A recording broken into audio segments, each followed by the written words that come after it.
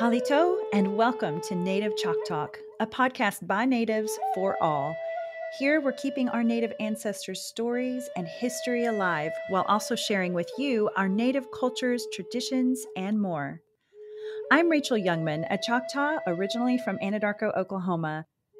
I hope you'll enjoy this journey with me as we learn from our Native American guests. And stay tuned for the end of each episode where we'll talk about some great ways to support Native causes and or Native-owned businesses. Let's get started. But first, a word from our sponsor. Potential is everywhere in the Choctaw people. It's in our schools and students.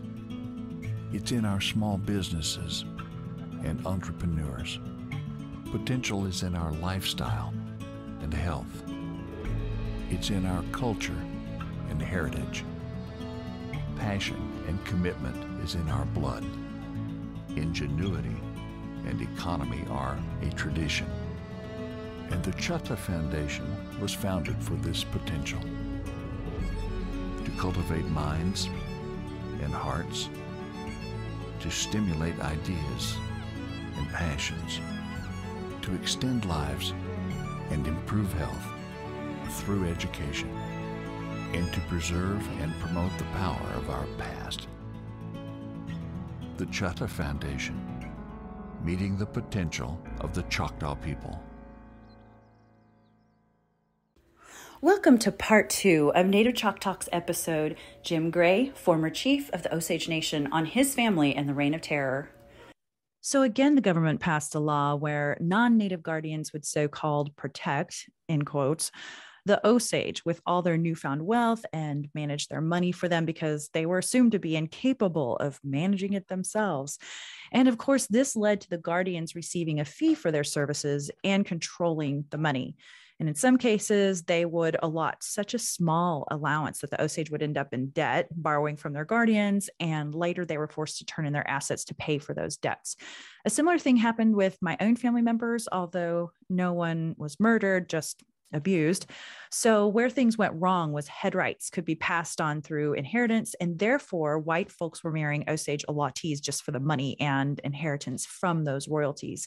And this is where our story begins. A story that's almost unbelievable.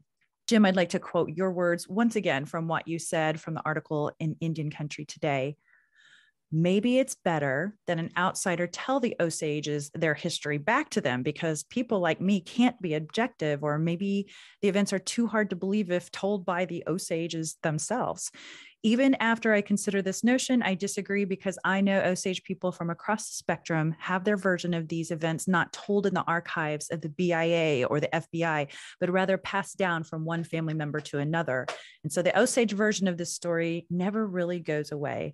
But the story we often hear is the one other people have told about us, but rarely is it the one we tell ourselves.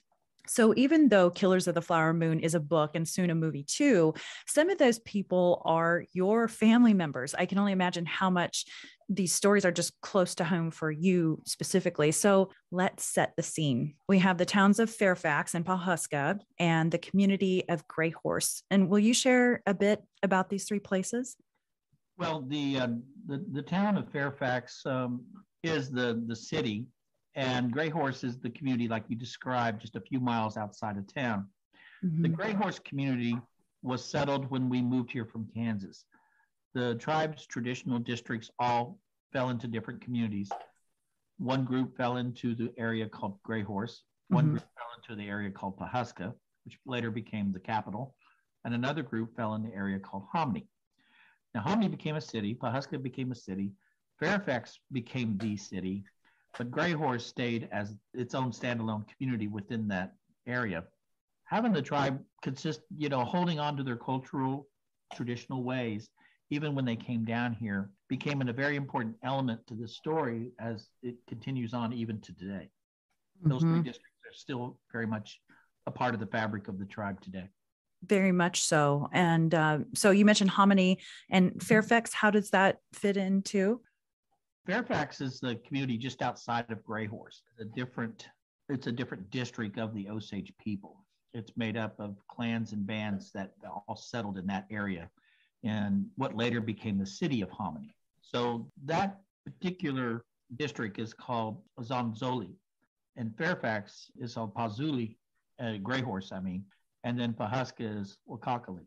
And so those three districts comprise what is the traditional organizational structure of the Osage people back to our days in Missouri. That's great information. I wonder if some of the non-natives that live in the area even know that history. Very fascinating. And I was also reading that the town of Gray Horse was named after Kowahosa, who was a medicine man and is still used as an area for the tribal ceremonies. So listeners, Jim and I are about to go into multiple spoilers. So fair warning, this was all Jim's idea to give y'all spoilers though. So if you're going to be mad at anyone, be mad at Jim. Sorry, Jim. No, it's all me. I feel like we can't talk about these important people that went through so much on their journeys in life without giving y'all spoilers. So here we go. Lo and behold, Osage people started disappearing one after the other, starting in 1921 with an Osage man named Charles Whitehorn. Charles's body was found 2 weeks after his disappearance on a hill near Pahuska. He was shot between the eyes twice. It was later assumed that Charles's wife, Hattie, married a man after Charles's death and that they had earlier been plotting to kill Charles. Neither of them was convicted, and Hattie was quoted in the paper saying, "If I tell you what happened, you will send me to the electric chair." I mean, I would think that that would be kind of telling, right? But sounds like an admission sometimes, doesn't it? I'm no attorney, but yeah. I know. So from here, more murders are committed, and we'll go into that in just a bit. But in the book, the story revolves around Molly Burkhart, whose three sisters all died mysterious deaths. And the family and other survivors had multiple attacks, poisoning, shooting, and a bombing, all in an effort so others could get their hands on those head rights. And there was even more drama around this story. Some non-native citizens tried to help the Osage, and they were murdered. For instance, thrown from a train, murdered. So, Jim, you're related to one of those people in this real life story. Let's not forget, these are human beings. These are not people in a fictional book. So please tell us about your great-great-grandpa. Yes, my great-grandfather's name is 𓓪���11, and he was a young man who lived in the Gray Horse area back in the earlier times of the times we're talking about, but like maybe 15 years earlier. He was in an arranged marriage, which they did back then, with Molly. And wow. The relationship didn't work out for whatever reason, and they split up. And Molly later married Ernest Burkhart. That's a big thing our listeners need to keep in their mind. So Henry, and it's your great grandpa, he married Molly, who Molly Burkhart is the kind of the gal that they focus on primarily, and then all the stories build around her. Okay. And also they were cousins, right? Well, all Osages are cousins to some extent or another. It's my cousin, brother, uncle, right? I get you. I don't know how close they were, but it must not have been that close. Okay, gotcha. But we're living in two worlds right now. You know, we have the old traditional world running right smack into a modern world that is changing almost every day. The Industrial Revolution, the need to power those machines required a massive amount of oil, and the oil was found on our reservation. So the 19th century met the 21st century in Pahuska, Fairfax, and Hominy during that time. And it was a clash of cultures. It was a merging of cultures. But it was also an opportunity for people who had ill intent at the time to separate Osages from their wealth. My great-grandfather was not immune from that experience. And the federal policies of the day sent him as a young boy to Carlisle in Pennsylvania, which is a boarding school for young Indian kids all around the United States were sent there. They were stripped of their traditional clothes. Their hair was shaved. They lived in barracks, and they were forced to march. And there's a picture that I have in my home of him around 10 years old, and his hair's cut really short. He's wearing a suit, which was part of the PR campaign of the boarding school era. They wanted to celebrate. They would show these side-by-side pictures of them arriving, looking like they did when they left their reservation. And then the next show side is a picture of them all cleaned up. What they don't show you during that period of time was that many Indian children committed suicide due to loneliness. Good God. Many of them were beaten to the point where some of them died. There's a scandal going on in the boarding schools today in 2022 where they're discovering mass graves of Indian children near where these old schools resided throughout both Canada and in some cases here in the United States. So this is not a good thing, despite the best efforts to sell it that way. Right. A lot of these kids returned home damaged in a way that it's hard to really define. But what you'll see during that period of time is that a lot of Native children came back having not experienced what it's like to be raised Osage, to not have that constant relationship with your parents, to understand the things that were important to be an Osage. They were robbed of all that. They were robbed of a childhood. And so Henry Roan was not any different than anybody else at that period of time. And a lot of times people would get help for having grown up into that kind of structure, behavioral help, but he never got it, And so a lot of folks during that period of time, having lost their traditional ways, lost a very important relationship with their family, and lost the very important things with their tribe, their cultural connections to the tribe. They were robbed of the opportunity to speak their language at a time when we were being told to assimilate, to abandon everything that was Osage and to come into the white man's world. And so having come into this money and realizing that that is both a blessing and a curse, if you will, that this money could be used to build a home, build a family, build a business, or to educate yourself in the finest schools in the country. And some did. Some also went into addiction. There was people out there peddling, heroin, and people peddling alcohol, and people peddling all kinds of get-rich-quick schemes that they would persuade their guardian to invest in. And the Indians knew nothing about that. This was a very abusive, one-sided relationship. And despite all of that, the Osages weren't in a position to tell their side of the story even then. Somebody else told that story. The stories we tell each other are far more interesting and far more entertaining and informative than anything you can imagine and apply to us. Yeah, good point. We've tried it your way for the last 75 years in Hollywood. Let us take a whack at it. Because I got step aside for a minute. You might like what we're doing. You might be surprised that how we see ourselves is just as entertaining as what you thought you were looking at when you saw us through your lens. Right. And it might just shine a light on you, just a little bit of a mirror on you, just a little bit on how you've always gotten it wrong. But don't be mad about it, because it's not your fault, because it's not your story. No one's going to tell our story better than we can, That's right. Just support us in the effort, Exactly. If we invite you, please support us. When we talk about, and we've done this in this interview, we've talked about the challenge Indigenous people have in America of retaining that cultural side that makes us who we are as Indigenous people, while existing in this larger world where none of those things are of any value, and it's that whole mindset of living in both worlds. You owe it to yourself to know who you are so that you could be strong in this other world. Because in this other world, if you abandon everything you are and just try to be another white person, you'll never be accepted because they won't see you that way. So the only option you really have is to for thine own self, remain true to who you are.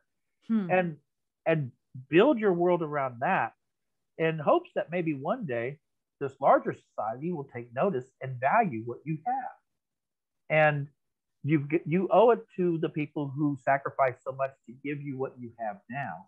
Ooh. And you have a responsibility to make sure that when you hand it off to the next generation, it's in good condition, Yes. And so we all play a role here, but we can't give in to the kind of things that they originally wanted us to be. which was to be abandoning our tribe, our culture, and our heritage, and everything that meant anything at all to our ancestors. So you mentioned earlier that, you gave a really good overview from your perspective as a family member, not having a ton of information on your great granddaddy about his life and just his personal life, what was he like and all that, but you still gave a really great overview. And something that touched me was it Pratt that was the starter of Carlisle School in Pennsylvania? Was Henry Yes. Pratt or William Pratt or something. But, you talk about the military gear that they would wear. He was a military guy. He was like, oh, I can, in some bizarre way, I think he thought that this was going to solve the United States problems. Like, we're going to take these Indians and we're going to make them military, because military works, it's structured, and we're going to shave their heads so that they can fit in better with society. And he may have known or not known, but that was destroying these cultures. And would you explain to us as well, though, what it means, the long hair on our people in a lot of tribes, many tribes, is very important. So when they shaved your great granddad's head, Henry Roan, when he went to Carlisle Indian School, what does that mean to someone like your great grandpa? A lot of times in our tribe, men wore their hair long. In some cases, they wore it short deliberately.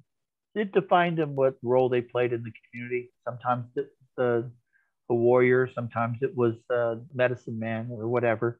And in this case, like saying that there was this transition going on where we were incorporating other elements of Western society into our cultural daily life.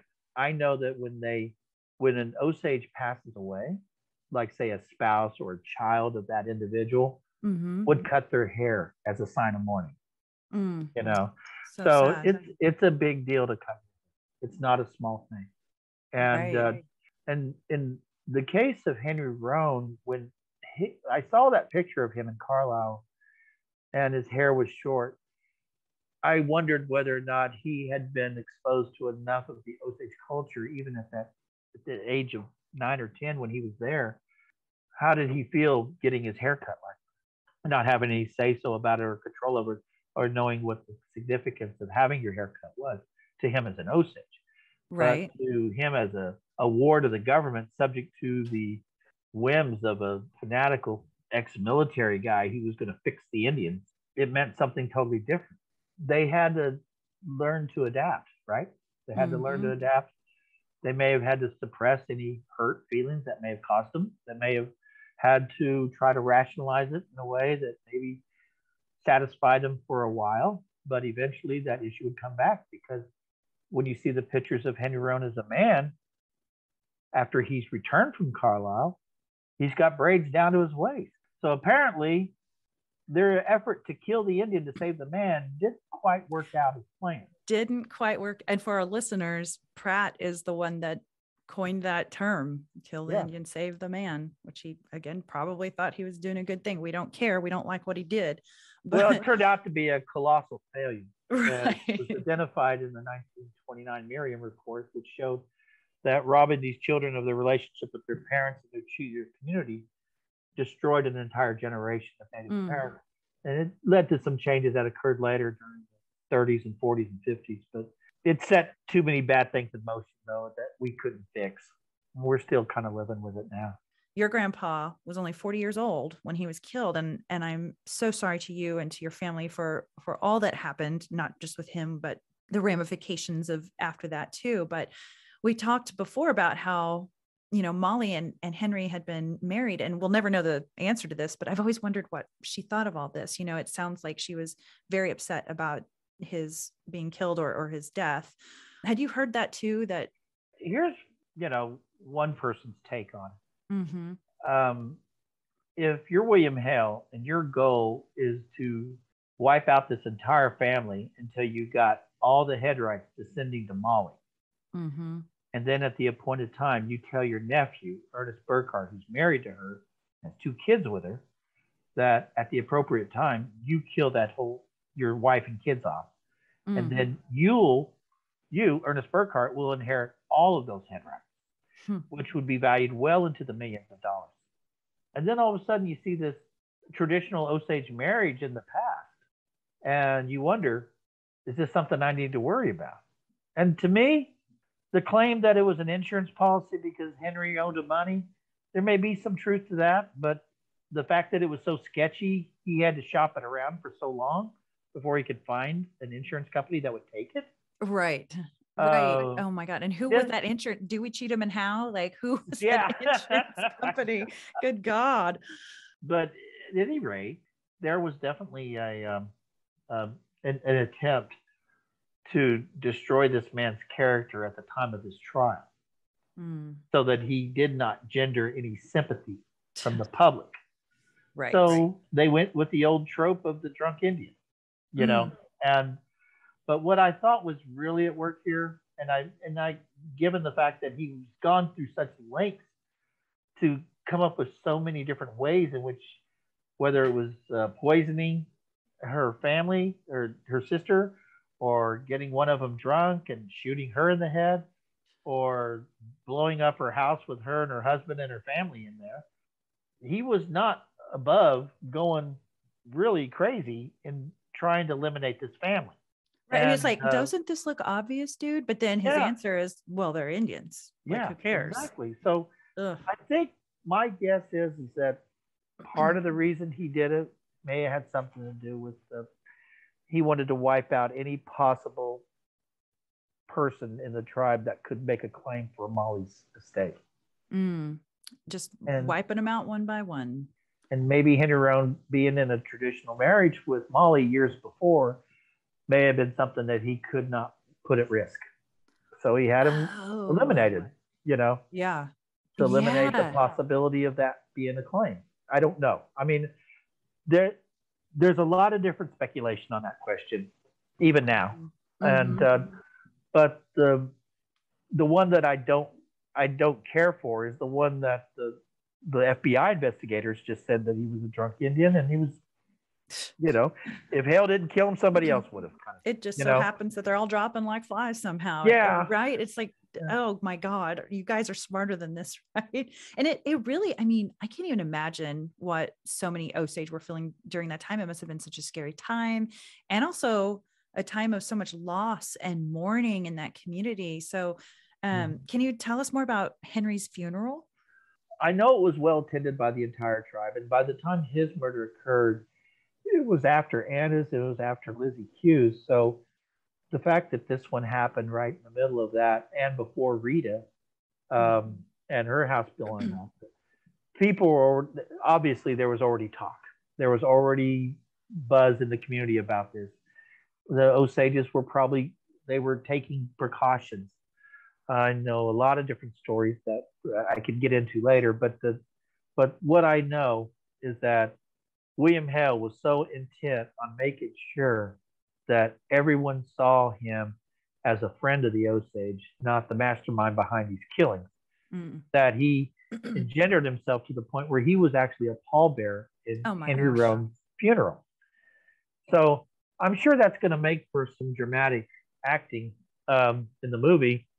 That from what I'm describing to you being played out on the screen, that this guy's behavior is going to require someone to be larger than life, that's going to always command the presence in the room, that is always going to demand complete loyalty among those that are in his circle, and anybody who doesn't is completely considered the enemy, you know, and ostracized in every possible way, even not only in life, but even in death. They wanted to make sure that everyone hates this person or don't value what they have, or what they were. About the weeks and events leading to Henry's murder. So a couple of weeks before Henry was killed, I was reading, he had discovered that his wife and a man named Roy Bunch were having an affair.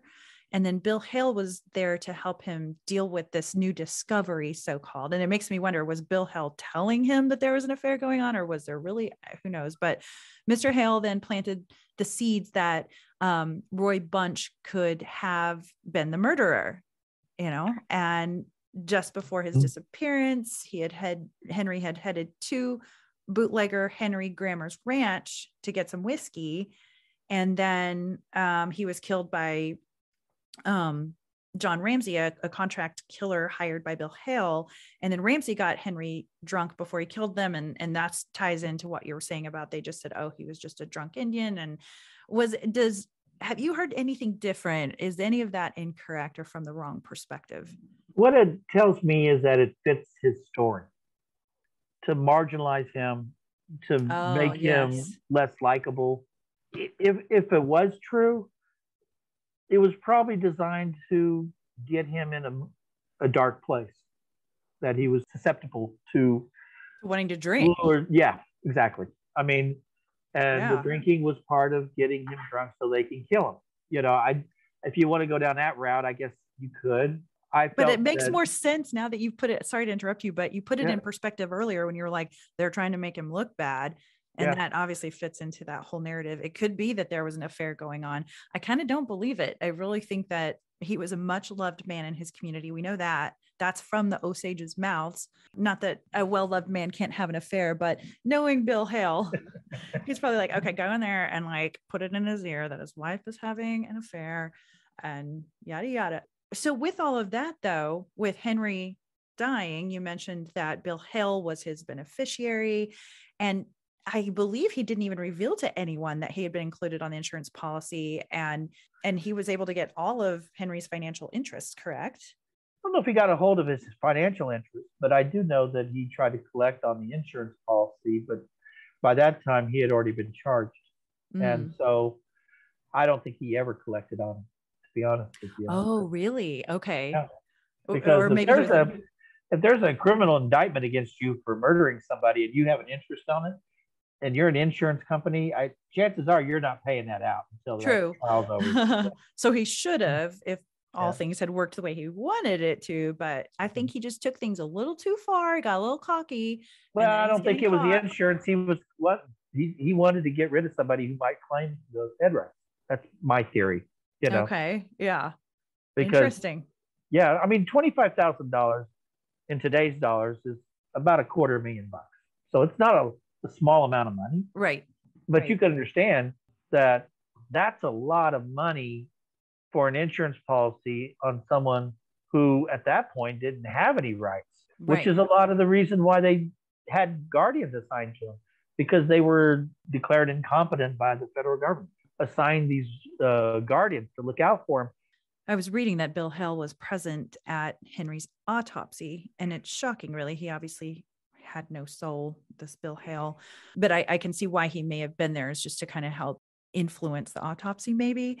And I wish I could say this story is a one-off, but unfortunately, like you said earlier, what was happening back then on a grander scale with the Osage was definitely not a one-off. But Henry Roan was depicted by J. Edgar Hoover as a picturesque, full-blood Osage Indian, 6 foot tall and a fine-looking specimen. By any chance, do you know, did Hoover meet your grandpa, or did he just see photos, or what? I'm sure it's just based on photos. He may have been applying the investigator's description and then transposing that in his own words. Sure. You know what I mean? Sure. Because it was important for Hoover to make sure everyone knew who was in charge. You know? Right. And my friend Henry. Yeah. Yeah. As far as his witnessing at his autopsy, what does this tell you about how confident William Hale was that there's no way he was going to do time for killing my great-grandfather? And all he was doing was making sure the story fits. There's a spot in Fairfax, Oklahoma you can go to. Stand right in front of the Tall Chief Theater and look across the street, and you could see the building where William Hale's business was. And you go to the end of that block, across that street on the second floor is where all the doctor's offices were that provided, medicine to Osages. And then 4 doors down on the other side of his office was a pool hall where he could get people to go do a deal for him out in the country. Wow. Do a job. Across the street where I was standing at the Tall Chief Theater is a lot, just a few steps away from where I was standing. And that's where the furniture store was that had a morgue in the back.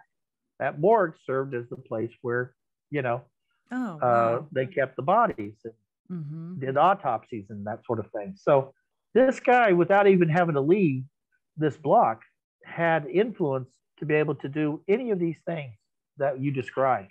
Wow. That just raises more questions as to how systematic things were. And I don't know if if you ever want to drive to Fairfax and stand in front of that theater and look across the street, and you could see this, and then you could see the building where the doctor's offices were, and then you see where the pool hall was, and you see that lot, and it was all right there. You could do whatever you needed to do. Wow. To get somebody addicted to drugs, to carry out a hit, bury the evidence in an inquest. I mean, it was all right there. And I'm sure he felt supremely confident that he could walk into a mortuary and oversee, So I'm just going to wrap up telling the story. So Henry Roan is just one of the many Osage to be found murdered by poison or gunshot or other means. And this caused a stir in the Osage Nation. There was great fear and paranoia, and some were moving away. Some suspected friends, family, anybody really.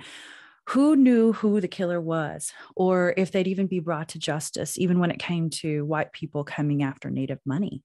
Why would anyone care to advocate for the Osage? So this guy Ramsey was brought in for killing your great-grandpa, and they had to get to the bottom, of course, of who was really behind this. So Molly's husband, Ernest Burkhart, who had also been a part of Bill Hale's crew, confessed he knew what happened. So Henry and Molly are cousins, and they get married, but then get divorced, but they still care about each other. Molly then marries Ernest Burkhart, who has been part of these goings on, and he eventually confesses that he knows this guy Ramsey was the one who actually pulled the trigger. So Molly's own husband was part of these events. I can't even imagine what she must have thought when she found out. This nation had gone through so much, and during the trial, the press treated it like an exciting murder mystery solved. No respect for these poor people and everything that they had gone through whatsoever. From here, the story unraveled, and Bill Hale was brought into the spotlight as the mastermind behind the killings. The decisions around where the trial would take place went back and forth between federal and state. The murders had taken place on Oklahoma land, but Henry's body was found on Osage land, which would mean federal jurisdiction after all. So July 29th, 1926, the trial of William Bill Hale begins. He's ultimately charged with aiding and abetting, and Ramsey was convicted of the actual killing.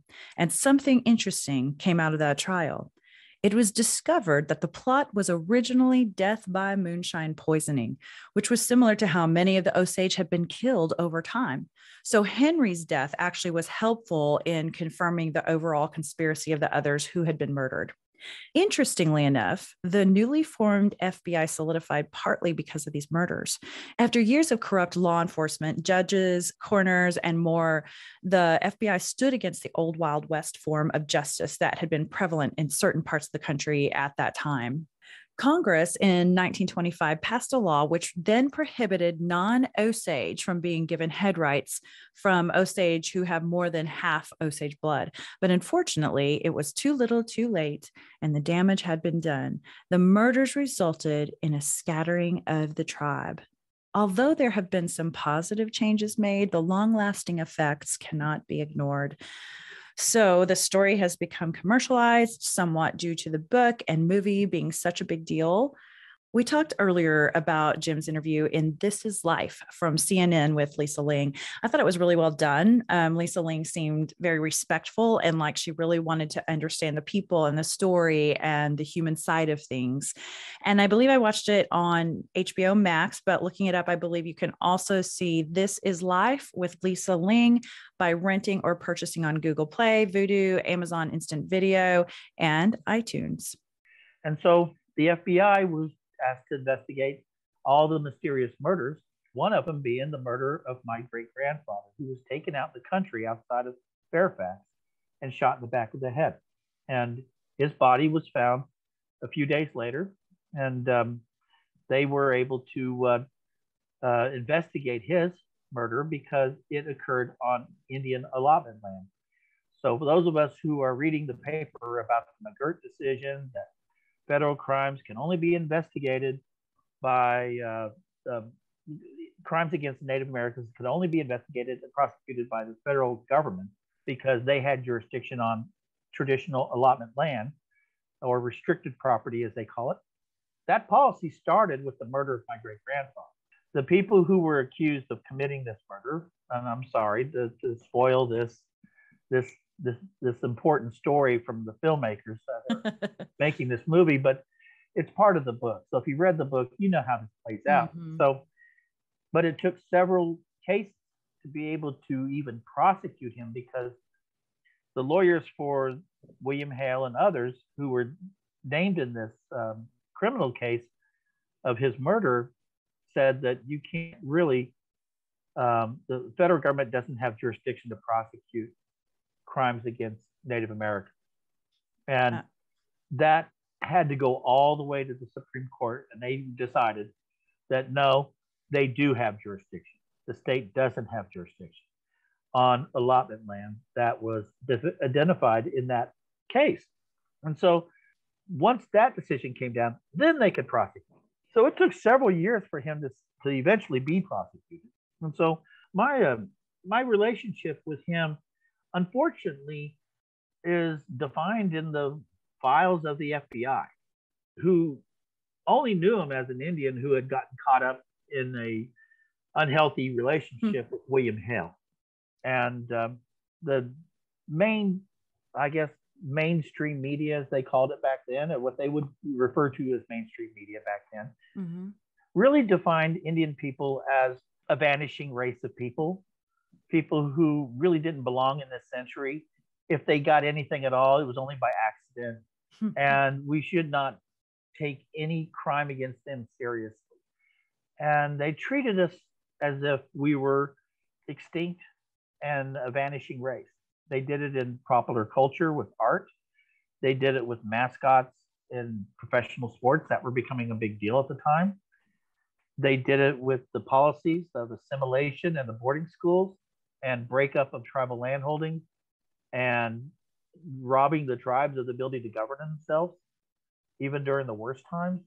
And I could say, honestly, that it not only robbed us of all of that knowledge of what his life could have been or should have been, but it also robbed my mother of knowing her grandfather because he was murdered 2 years before she was born.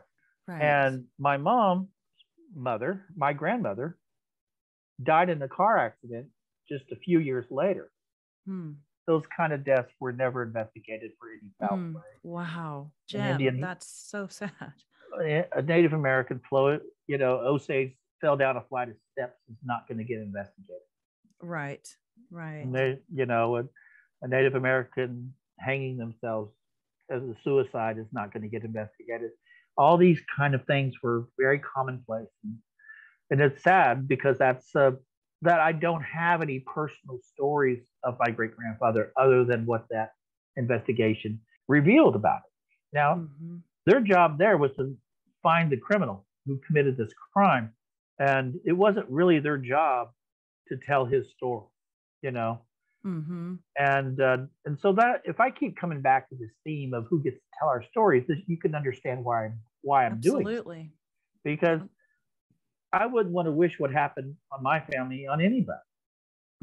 And if nothing else, that I'm given an opportunity to speak about it on programs like yours, what I hope that you do is that you take a look at your own family and your own tribe and your own story and find out where it fits into that narrative. And in that process, you'll learn something about yourself that maybe you didn't know about the resiliency of your ancestors that went through some horrible, horrible times and still held on to their culture, still held on to their language, still held on to their land, still held on to the principles that made people who they are in terms of what their ancestors are and was able to pass it down, even despite federal policies that were doing everything they could to break it up. That is so important that we understand that because we got to know the ugly parts of it to understand just how freaking lucky we are now that we've still been able to hang on to what we have. Well said. And that's why I think we do have the right to be a bit offended when people give us that call to say, hey, I know you're Choctaw or you're Osage, and I'd love to be able to figure out how to get my child into the tribe so that they can get, free stuff. It's like, Yeah. Wow, do you have What any a clue what my ancestors went through? And there's just free stuff flying all over the place. Where is this free stuff you talk about? what a oversimplification of something so complicated. Right. It breaks my heart. Yeah. Breaks my heart. Really is. It's Wow. sad in a way because it just shows you how much work we still have yet to do to get it really does. And I think that there's a way for us to communicate this to others who never grew up around the American Indian culture or people. And there is a way that we can communicate and be civil and help them understand, while also letting them know you're hurting my heart right now by seeing my ancestors as just something to give your kid money for college. You do have any idea what they went through? And usually they don't. They have no clue. And if they did, I think most people are well-meaning. I think they would really take a step back and want to treat that differently. I think it's important that we also recognize that in some cases we have allies outside of our own tribal community who are sympathetic. I know that since this book came out, many people have come forward, and even David Grann, the author of Killers of the Flower Moon, would hold book signings. I know in one case, I was at one in Tulsa that he had, and it was ironic in a way because his granddaughter, not David Grann's granddaughter, William Hale's granddaughter was in the audience. Oh my goodness. And she got up to speak. And I didn't know this, but my son left where we were sitting in the auditorium and he got in line to speak. So at that moment, the granddaughter of the guy who killed my great-grandfather and his great-grandson was in line to speak to this author at the same time. She was completely apologetic, as much as she possibly could be, for something that she had no control over. Right. But just the knowledge that her grandfather had committed these horrible crimes against the Osage people, she wanted to unburden her conscience a bit, I think, in front of this large audience.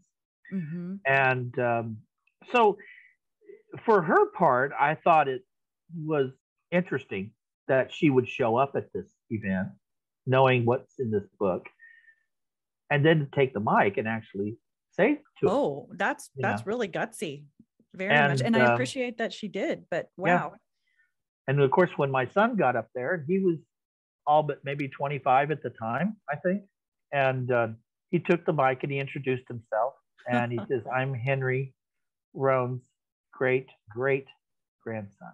And the author's sitting there going, oh. And David Grann is like, he said, are you Chief Gray's son? He said, yes, I am. Oh, my goodness. And you could hear a pin drop in that audience. And it was really neat in a way because I didn't put him up to it, okay? He came to this question all on his own. And I thought it was really good. I'd like to repeat it to you. Yes, please. He said, Mr. Grann, you're not the first person to write about this. And in the past, we've had several people who have come from outside of our community to write about this. And they have produced a book based on the same material that the FBI collected in their investigation. So the stories they kind of come out very similar, if you know what I mean, because they're all drawn from the same source of material. What I'm asking you is that because this is like the fifth book that's been written about that period of time that I know of, what we've seen happen is that these authors will come in and they'll hold events like this and they'll sell a lot of books and they'll make a fair amount of money doing it. And I'm not denying anybody the right to be paid. I'm just saying this is what happens. And then they leave and we never see them again. So my question is, how is what you're doing any different than what everyone else has done in the past? It took David Grann a good 5 minutes to get an answer, but it was an honest answer. He says, I have tried my best in the last chapter of the book to try to create a legacy of how those events in the 20s are still affecting the tribe today. And I feel like it's something that I owed it to the tribal members that live today, that they need to have that legacy issue part of the story, because the story didn't end in the 1920s. It's still happening now. The other thing is that I don't know whether I've done enough to distinguish myself among the others who have written about this in the past. All I know is that I had tried. I can honestly say I tried to make this something more than that. And but it was important. My opinion, everyone did their job. You know, right? I mean, Henry did his job. David Grann did his job, and even the great granddaughter of William Hale did her job. You know, and I thought it was a very interesting moment in that. And as the book was getting, you know, selling like hotcakes all over the United States, and it became the number one book of that year in 2017. And so, I know there are people that are allies out there, Rachel, but I beg them to stay in your lane. You know, don't try to be us. And for God's sake, just because you read the book, does not mean you know our story. You know, one family story, as told from a white FBI investigator. Right. It wasn't written by, you know, a Roan or something like that. Yeah. Right. And so we need allies. Indian country has always needed allies because there's real work to do out there to help correct some of the mistakes that have been done in the past. And we can't do it by ourselves. We need allies out there in the non-Indigenous world to support us, you know? And so I think that's where we're at right now. I think we're at that point now where we're trying to find our voice in the midst of this huge Hollywood blockbuster movie project. Somewhere in the middle of all that, the filmmakers made room for us to make a contribution on our own terms in our own way. And I think it's a good sign. And I hope we see more of it, because if this movie is any way at all successful, and I have no reason to think it won't be, but you know, I still have to say it that way, but it should it be as successful as everyone is predicting, and it wins Academy Awards and whatnot, you know, and it becomes a critic and commercial success, it's going to open up opportunities for other Native filmmakers and other tribes to tell their stories too. Yes. And so I think that this is an important moment for the Osages. It's an important moment for Hollywood, streaming services, and it's an important moment for tribes generally to, if they have and I think unfortunately, every tribe has some Reign of Terror story in their past, you know, whether it's the Trail of Tears or it's Pine Ridge and Wounded Knee. I mean, if you look into each tribe, they will tell you there was a horrific event that occurred in the past that unfortunately hasn't been fully told. And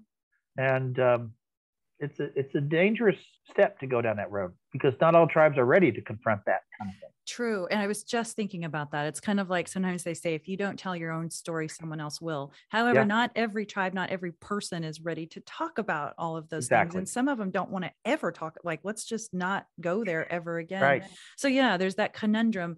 But for those who are ready to tell their stories, and again, this is part of what this podcast is about, but on a grander scale, for movies and TV shows and all that, for people who are comfortable, for their tribal members, their family members, et cetera, if all of them come together and say, yes, we're ready to tell this, it can be a powerful moment. I sometimes blame Hollywood for just giving us everything from a non-native's perspective, but at the same time, they haven't been able to even get some natives to open up and speak. And it all makes sense. They've been told for years not to, and they've been afraid to, because once they do, they get taken advantage of. So I also think that here and there, I'll meet people from LA and in that world, and I don't think that they have made a safe place necessarily. And I'm not talking about the Killers of the Flower Moon filming, because I think they really sounds like they've done a good job, but they also had to kind of redirect the way they were doing it initially. I think that project is more of a New York deal than a Hollywood deal. Okay. With Scorsese, Hollywood machinery is largely based there. I think it changes the way he thinks about it. I think it changes the way he approaches films.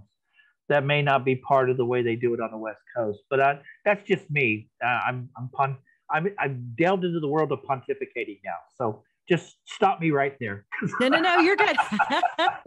No, you're good. But this could be a pivotal moment because of what he has done. Let's bring some New York to the West Coast, maybe. Who knows? But I really I've been approached here and there by different people, and I'm like, I don't trust you. I don't like you. I have heard how you speak about women. No, I don't feel like this is a safe place for me to be. I'm going to stay on my own and not make any money, and that's okay with me.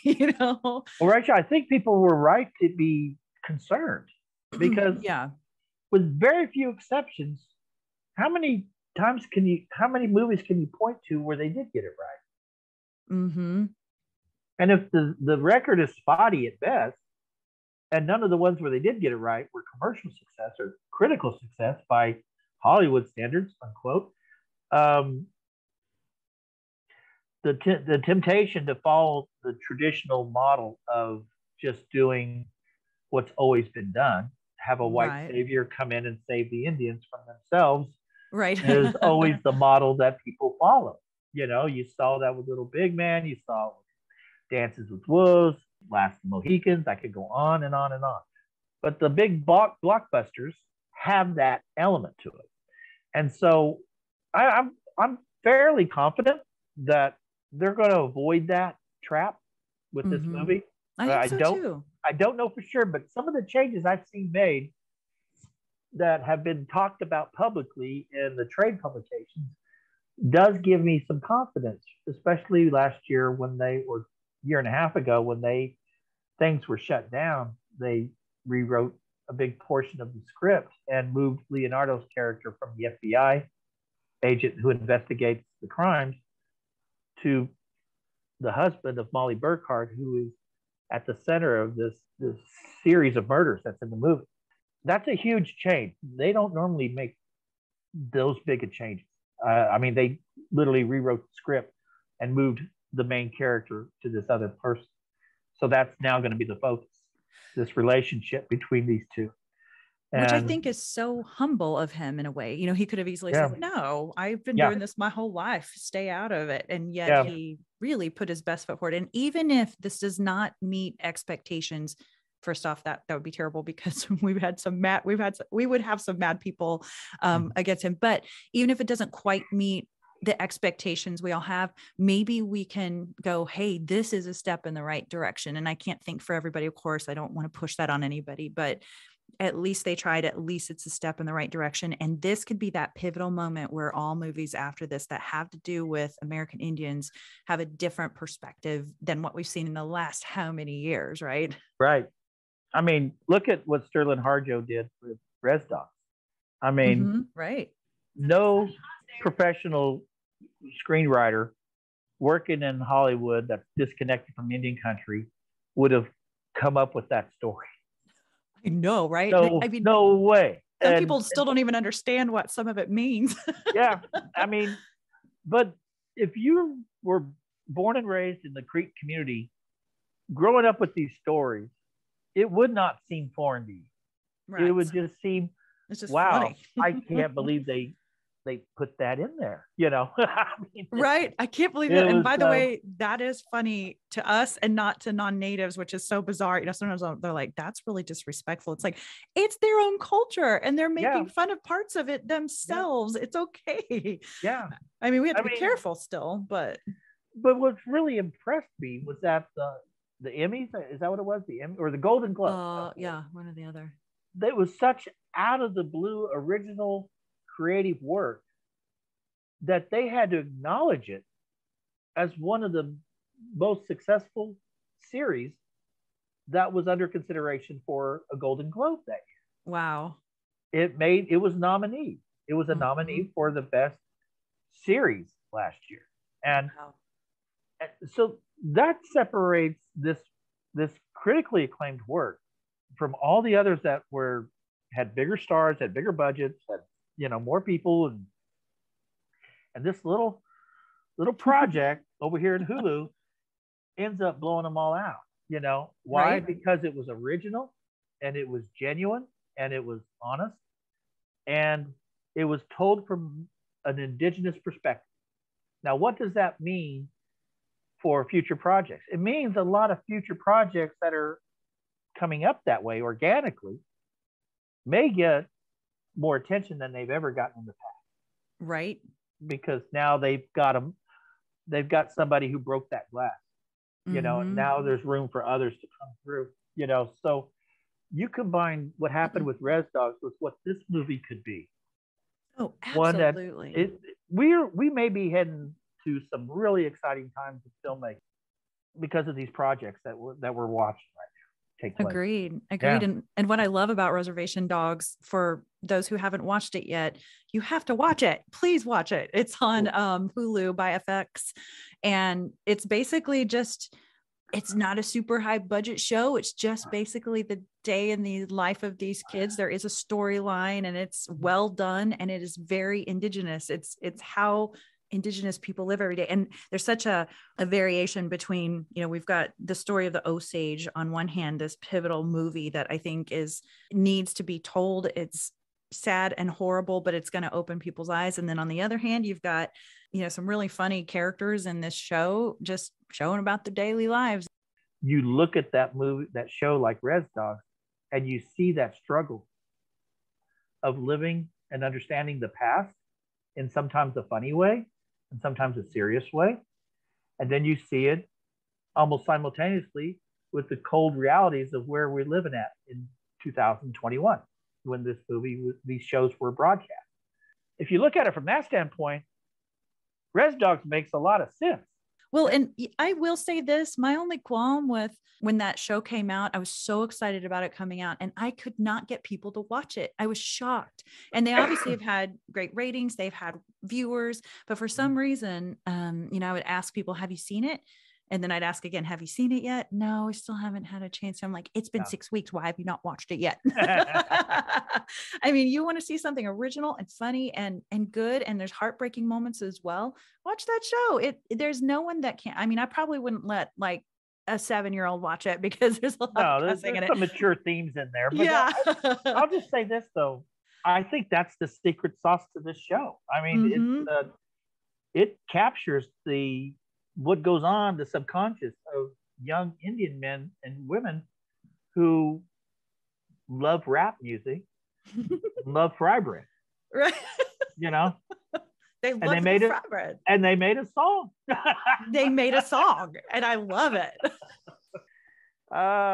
It's anyway. So great. It's so great. And that's why, okay, I hope we have at least spurred some curiosity for people who haven't watched it. For the love of God, go watch it. Yeah. It's so good. But pay attention to it because there are going to be questions that you have, like, why are they saying that? Go ask one of your friends or go look it up. You'll probably be able to figure it out. I have to admit, I had to talk to my daughters to find out years ago what SCODIN meant. Right. And once I realized, I was, okay, you know, It all made sense. I needed what they call a translator for me. That generation, you know. No, I totally understand. Or people that have just never, you know, other outsiders wouldn't know either. We have a bunch of SCODIN swag around here now. I just bought my husband a sweatshirt that says SCODIN, but I think it's going to travel. I think it's got a life on its own. That language is going to carry us into the future. Totally. And listeners, we're not even going to tell you what it means. You have to go watch the show and then you have to go look it up. So don't be calling Jim and asking him. No, not going to tell you. Not going to get it out of me. That's right.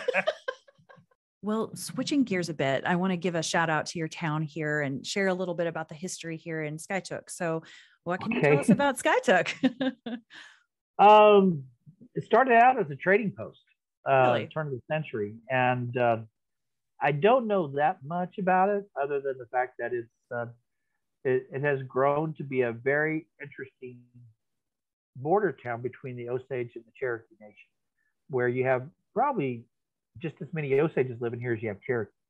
Oh, really? And it's kind of a good mix because half the town is in the Cherokee Nation, half the town is in Osage Nation. And but all that does is just give it a little personality. There's a lot of non-Indians that live here that work and commute to the city of Tulsa, which is the reason I moved here. Because I had a business in Tulsa at the time. Yeah. But I didn't like living in Tulsa. And Skiatook's only a 20-minute drive. So I moved to this town and bought a home and established myself here in 1998. And Okay. So I've been here ever since, and the town's grown a lot. The tribe has a very strong presence here with casino and various programs and departments, daycare centers, and all kinds of stuff. And we do a lot of good work in the communities, a lot of charities we support, and part of the business community. And we put a lot of people to work here. We're probably the largest employer in town. And so I think a lot of people like the fact that the tribe has the Native American identity as well as a non-Indian identity. Uh-huh. They coexist a little bit, and sometimes there's some clashes. Like one time I got a phone call from the superintendent one time, and he was really concerned that it was going to cause all kinds of problems because one of the students wanted to wear an eagle plume instead of a tassel at graduation. And I said, well, why is that a problem? I've seen people decorate their caps. What's the problem? He goes, well, we decided that we're not going to allow any decoration because of this. Oh, really? And I said, how are you going to enforce that? I mean, I'm just curious. I mean, walk me through it. You're going to have people walking down the aisles, jerking kids out of there and telling them that they can't wear that or they can't put this on. It's like their parents, their loved ones are in the audience. I mean, is this the fight you want to have? Really? And what if you get Indian activists come up and protest the school? You got 6 o'clock evening news covering. He says, Skiatook's anti-Indian. It's like, what's the upside? Please explain it to me. Good point. Yeah. And because I ain't seeing it. If you just let that go, no one's going to say a word. No one's going to say a thing. And everyone lives, Totally. Everyone lives. And so eventually, I don't know if I was the one that persuaded him, but other people did, that said the same thing. And eventually he let her go and it happened. So, good. And guess what? The sky didn't fall in. Amazing. Sky didn't fall. Nope. The world as we know it continued to move on. And so Skiatook has a mix of old families that were here for decades, mm-hmm. And then there's this new influx of people that came here when they built the Corps of Engineers, built the Skiatook Lake. Uh-huh. And it became a destination of sorts for fishermen and boaters and campers and people like that. And then they invested in it in the last 20 years to create residential areas, that beautiful vistas of the lake. It looks like Bel Air out there. I mean, there's some $1 million homes scattering all around this place, and marinas and all this infrastructure investment has really created a bit of a mecca for a lot of retirement communities to settle in. There's a lot of wealth in this community, and there's a lot of middle class in this community, and there's a lot of struggling people in this community. But I think the thing that dominates Skiatook's identity is its location to Tulsa as a bedroom community for people who like work at American Airlines, and you mm-hmm. can get there from Skiatook in 15, 20 minutes. Sure, absolutely. And there's a lot of good paying jobs in Tulsa, and you don't have to put up with the Tulsa traffic like all the time, Right. You can come home, and you've been here, you've seen it. It's a quiet little town, mm-hmm. It's a beautiful community too. Mm-hmm. And some super nice folks that even opened up their office for us the other day. Yep, that was very nice of them. It's such a great town, around 8,000 inhabitants from what I can tell. Mm-hmm. And I was trying to obviously figure out where the name came from, and all I could find was that the last hereditary chief of the Cherokees, William Rogers, in 1872 was the one that founded it.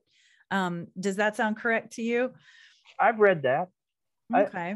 But I've heard other accounts too. So, mm-hmm. I don't know. When you're founding your town, you don't know if it's going to make it or not, True. I mean, do you write it down? Probably not. I mean, there's a ghost town up northern part of the Osage Station and it's nothing but a series of lots now that's been covered with grass because it didn't make it. It was one of those boom towns. Didn't make it. Kind of grew out of the oil and gas boom, you know, in the teens and 20s, but it had the best name ever.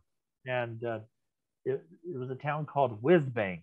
Oh, Whizbang. I want to go there. I mean, obviously it sounds like there's nothing to see, but still. No, but I would love to go up there with, you know, what do you call it? Metal detector. Yes. We also need like a sonar cart where we can like pick up on other things too. Yeah. Yes. Okay. So maybe that's our next visit. We'll just go. I can steal one from my mom. And she'll know if it's gone too. She'll be like, what happened to my precious, which is her. You may have to cut her in on something. Okay, fine. Find a coin. That would be so much fun though. I never thought about taking that to say a ghost town type of scenario. Well, you probably wouldn't be the first. I'm sure the place has been picked over probably. That's probably true. But I was reading that you guys have all kinds of festivals there at Skiatook. Do you want to share about some of those? Well, the one that I'm most familiar with is the Tahika State Powwow, which is held every year in July, late July. I think it's the last weekend in July. And they've been having that powwow in Skiatook for like the last, I don't know, going back to the 60s, probably. Oh, cool. And so it's very established on the powwow circuit. We have people come in from all over Indian country to compete, you know, the prize money and all that. And it's a good powwow for all of us because it combines elements of the Creek and the Cherokee community with that of the Osage and an intertribal powwow kind of setting. So not only will you have the powwow and the dance and the contest that everyone's familiar with, but you'll also have, at the end of the evening, they'll build a fire and they'll do stomp dance. Oh, that's awesome. I need to come to that. Yeah, you get to do both at Tahika State. Yeah, right. Wow, and, I love it. You know, the women will come in and they shake shells and the men will sing, and you know, the whole stomp dance thing is a completely different vibe from a powwow. Interesting. It's more of a community celebration, even though it's not. It's more demonstration than it is anything else. I mean, because I know there's a spiritual component to it that I don't think they do it for that purpose, but they do it for just fellowship and getting together. It's kind of a social thing, but I know that other stomp dances are taken way more deliberately serious than that. But but you get both, you know. And the other thing that Skiatook's known for is the Pioneer Days, which is the big celebration of the founding of the town and the pioneer spirit and yada yada. And and then one thing that's grown in recent years is a rodeo, a Mexican rodeo. Okay, now that I would definitely come to as well. That is something that's pretty cool, but I don't always know when they do it. The only time I know it's happening is when I drive by and I see the lights on at night, you know. I mean, that's how they're like, it's only for us Hispanic. Y'all don't need to. Yeah. Secret time. But that's great. I love it. Yeah. So that was a big, you know, and there may be some other things that it's just not coming to me right now. But that's the main ones that I'm familiar with. Well, I may have taken a peek because I was like, I've got to learn everything I can about Skiatook. Because that's one thing I love about, I've been to a lot of places in Oklahoma since I grew up there, but that's a town I had never really spent time in. And so I was home of the last Tasty Freeze in Oklahoma. What? No way. It's still there? And you didn't take me to it the other day? It was cold. That's true. Nobody's going to the Tasty Freeze. No. Okay, next time I'm in Skiatook, it'll probably be summer. So we'll get one of those on our way to Whizbang. There you go. Okay. There you go. It's a date. it's a deal. So I was looking around fine art and quilt show, fishing tournaments. I hadn't heard about the Mexican rodeo. I love that. And then that Pioneer Day Festival. It looks like there's chili cook-off, art show, fly-in tractor show, all that. But then the lake, Skiatook Lake, looks beautiful. And then you have that museum here too that I really wanted to go to, but I ran out of time the other day. But the Skiatook Museum. And so I just feel like, listeners, if you're looking for a new place to visit, check some things out here, look at maybe the city calendar and see what's going on, see if you can hit a festival, the museum, and we've just spent all this time learning about the events that happened in the 1920s, of course, but we haven't talked about the Osage Nation itself. Do you have even 5 more minutes to talk about your traditions and culture or anything that you want to share on that? Sure. At the time we arrived in Indian Territory on our reservation, 1872. It took us a while to kind of get settled. And by the time the 1880s rolled around, we had established ourselves in the 3 districts. And then we started to talk to our tribal cousins, which centuries earlier, we were all one tribe. Mm-hmm. That would be the Ponca tribe and the Kaws specifically. Mm-hmm. And they brought down a ceremonial dance that they gave to us.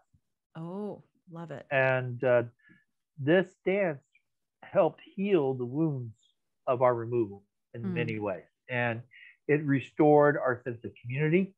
It gave us a sense of purpose again. And it helped us rebuild after so much had been lost. I'm not talking about the loss of just all the land per se, which was vast. We're talking about the state of Missouri and half of Arkansas before we ended up in a little strip of land in Kansas and eventually settled to where we were. When you lost that much of your territory, you didn't just lose your land, you lost your access to the medicine that land yielded.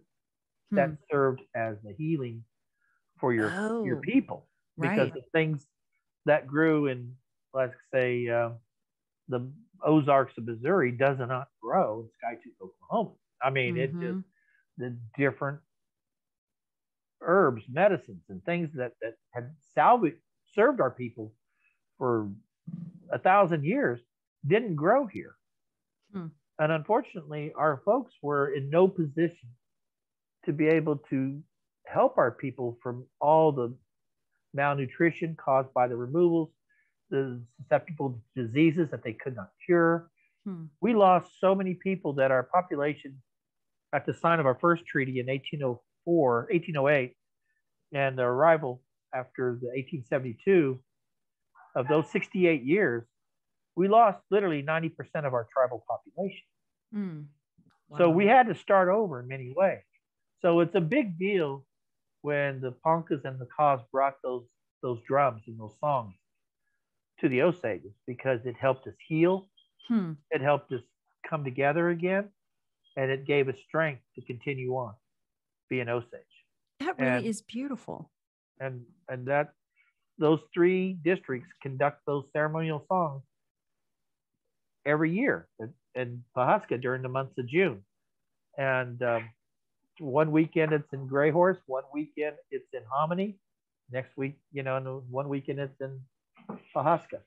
So they're probably more well attended now than they have been, simply because Osages are rediscovering that part that's been missing in them, because it was never part of who we were, And a lot of this stuff was done outside the tribe.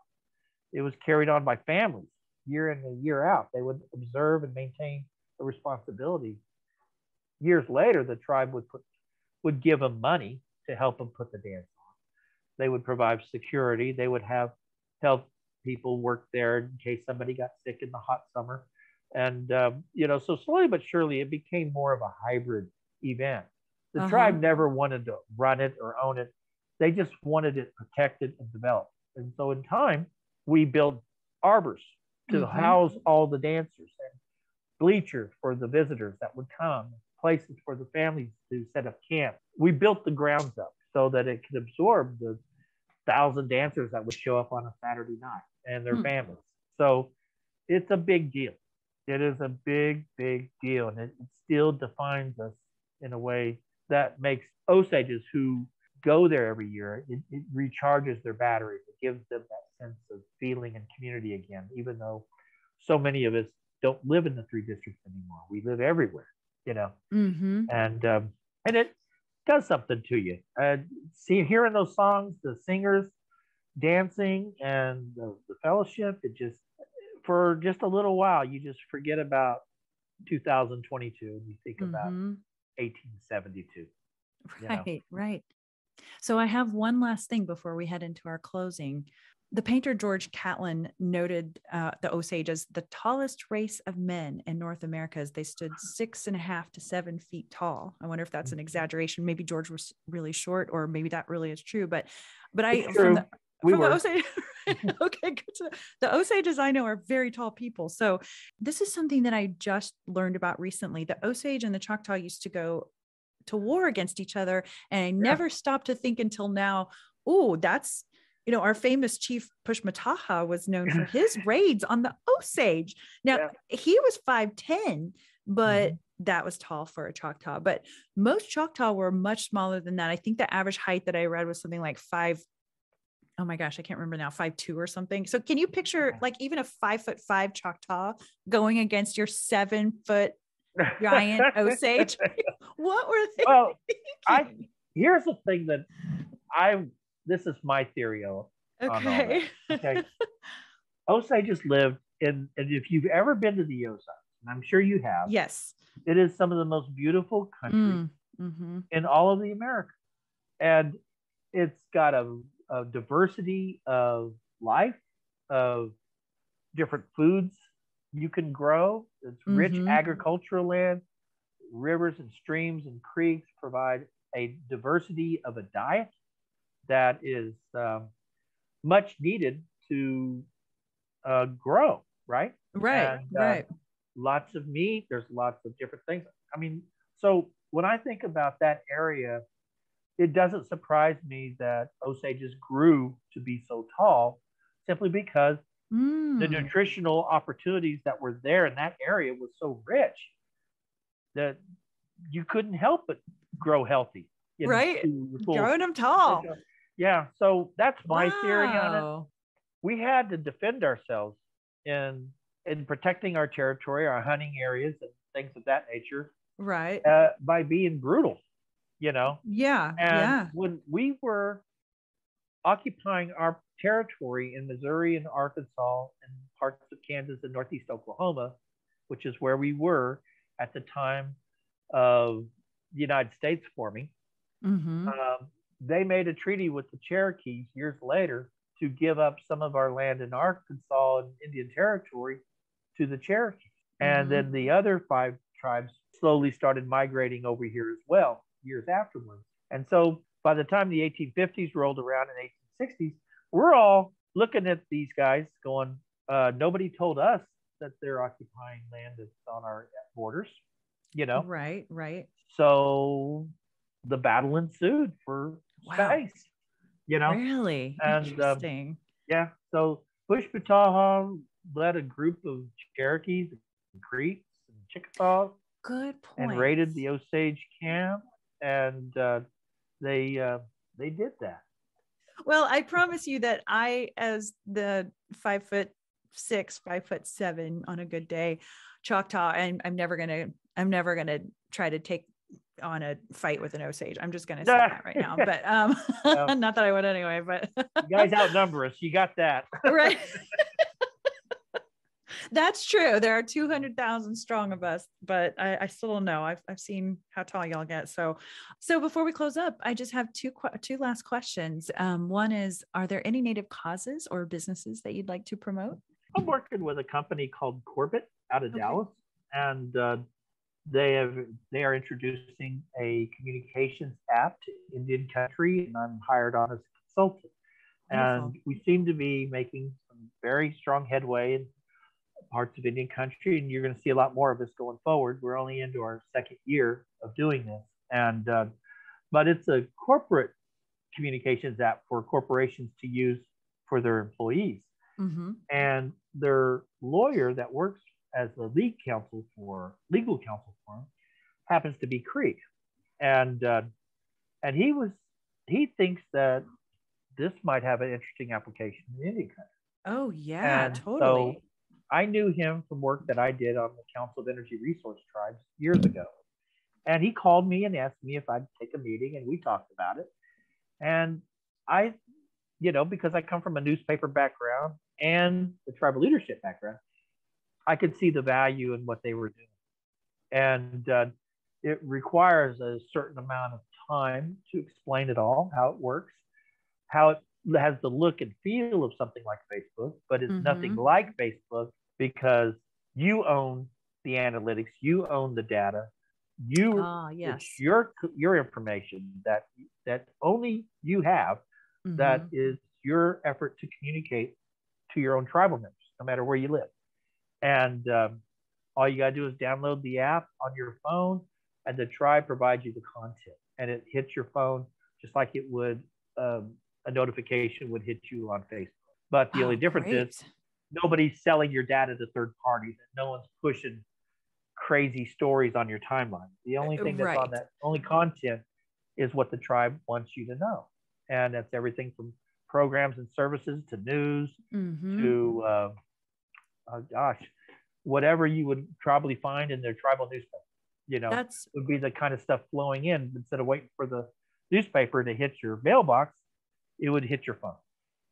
Yeah. And I mean, obviously something even right now, COVID messaging, here's where you can get your vaccine, or right now it's, we're having some ice storms. So everyone stay warm and let us know. You can certainly see the value in it. And when you start thinking of the ways in which a tribe would utilize that technology, because the responsibility of communicating to your tribal members is something that comes easy to us as tribal leaders. It's just that, as technology evolves, you start realizing, well, there's some good in Facebook that we all jumped on board 10 years ago, 12 years ago. And but we also saw the dark side. Yes, we did. And we don't want that, So what's a third option? Well, I think we've got one here. I really like that. And again, it can just be for certain tribes, certain communities, that kind of thing. So is it live right now? We've got it live in 2 tribes. The Pawnees and the Delawares are currently deploying it. And we've got several tribes in various stages of evaluation on the technology. So we're very confident that this thing's going to start rolling as more tribes start to deploy it. Fantastic. So for, let's say, the Pawnee tribe, if someone heard this podcast and were interested in signing up and making sure that they're getting these really important notifications or just events that are going on for the tribe and such, what would you suggest they do to get on board? Well, contact their tribal communications department. They're going to be the ones who will be the source of the information that gets on the app, and they'll be doing a lot of demonstrations. I know we've been in. I don't want to get too far ahead of myself, but we have some really cool ways in which we're going to introduce the app. They're going to have a contest to name it. Yeah, we're very excited about where we're at right now. For sure. And this is definitely one of those positive, cool things that's going on amongst our tribes. And I'm always excited that it's someone like you out there making this happen. You're part of the Osage tribe and former chief doing really cool things. So it's like, is there anything you don't do at this point? Somebody called me and I had to look it up because I didn't know what the word was. They said, well, you're probably the most original polymorph in Indian country. I was like, I didn't know whether to take that as an insult or a compliment. I had to go look it up. And I went, oh, that's all right. You're like, okay, that's okay. Okay, I can be happy about this. Yeah. Well, I'm going to go make a t-shirt. That's funny. Me too. I kind of had to take a second and think about that. Yeah. Oh, well, thanks for all you're doing with that. And finally, are there any words of wisdom that you would like to share with myself and with our listeners? If I said it once, I said it in the middle of the interview, I'm going to say it again just to drive the point home. People get in control of your story. Not everyone's going to get a Martin Scorsese come and tell your story. Oftentimes you're going to get somebody who won't have the kind of name recognition, And I think if this movie turns into something big, it's going to cause a lot of people to pay attention and look around Indian country and see, well, there's hundreds of tribes in this country, and we could tell their story. Right. But they're not doing it for the purposes of what the tribe may want. It may be done strictly for commercial purposes. Right. Making a buck. And if the article I wrote years ago has any merit now, it's like, you know, the 1920s was a time of sheer exploitation and murder and greed for profit off the lives of Osages. And 100 years later, there's another windfall of economic opportunity on Osage, only this time it's telling the story of the greed and the taking of Osage lives. You know, that's what's happening now. Right. So we're getting exploited all over again, you know, in a way. What I'm hoping is that we'll get to a point where we start taking those stories back. Not for any commercial purposes, but for our own sake. Absolutely. Yeah. For no other purpose, but our own people needs to control their own narrative, their own story, their own history, and hang on to it for future generations so that we'll learn the lessons of the past so that they don't get repeated, or to repeat them, especially in times of great strife. You know, what was it that got us through the Civil War or the Trail of Tears or the statehood or assimilation? What was it that kept the Choctaw people together during the good times and the bad times? You know, very good. No newspaper man in LA is going to tell that story as good as you guys know it in your own heart, you know. Right. So you can't let someone else tell your story. You got to control it. That's all I got to say. Lots of good wisdom there. Thank you for sharing that with us. And also, you know, taking time to share about your family. This is a hard story to talk about. But I do think that if they are watching you, they'd be very immensely proud of you and what you're doing and trying to hold their stories sacred while also glean some wisdom from it to share with others. So I'd like to wish many blessings on the Osage and your family and all of those descendants of 𝓪𐓤𐓘�11 Yakoki. Okay. Well, thank you very much. The Choctaw Nation has always provided a foundation upon which a future can be built. From our home in Southeast Oklahoma to a bingo hall that grew to be one of the largest casinos in the world. Today's summer school programs lay the groundwork for a love of learning. Small business programs support local economies. And with over 10,000 jobs created, Choctaw offers financial stability to tribal members and our neighbors. Together we build success, because together we're more. Thanks for listening to Native Chalk Talk. Be sure to join our community on Facebook, Instagram, Twitter, and LinkedIn. Simply search for Native Chalk Talk. That's Native, CHOCTALK. And check us out at nativechalktalk.com. Stay tuned for the next episode. You're going to love it. Yakoki. Thank you, my friends.